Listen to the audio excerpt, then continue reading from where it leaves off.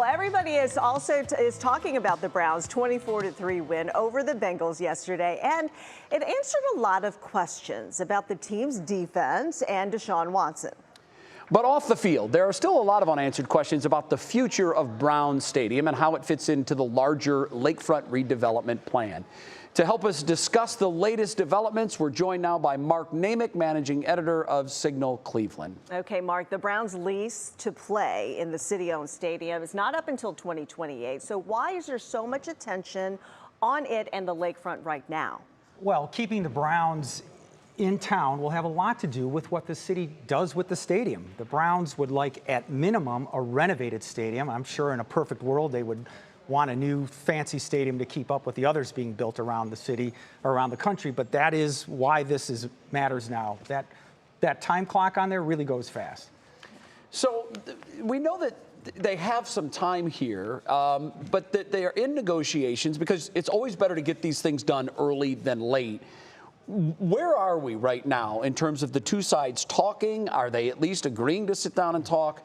Is there any common ground? All right, both sides are keeping it close to the vest because we're talking about a lot of public dollars. But Mayor Bibb and the Haslams, county officials that included County Executive Chris Ronayne and the council president, met at the Shoreby Club last month, something that Signal Cleveland first reported.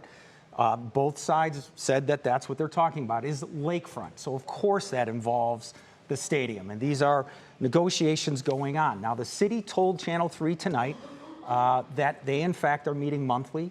And now this is the first time we're getting a bit of a timeline.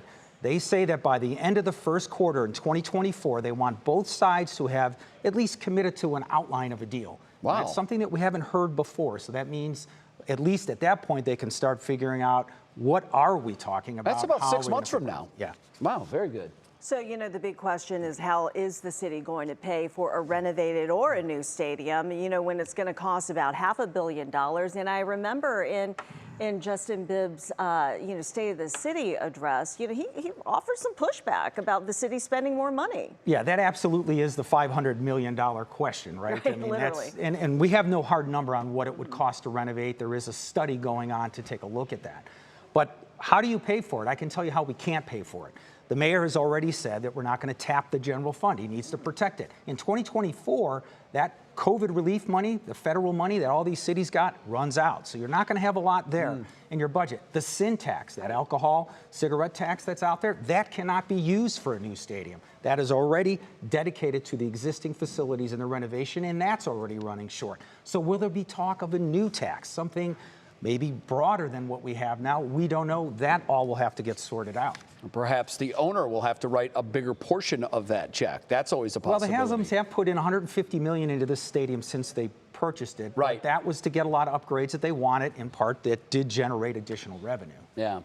Also, the Browns, I noticed, are having a direct impact on RTA because we reported last week that the line is now open on game day only, which runs between the Muni lot and Tower City. Yeah. How much did that cost? And in the long run, is that going to be worth the expense? Right. The waterfront line was built for $70 million as part of the bicentennial in 1996. It has never lived up to the billing or the hype, the money, etc.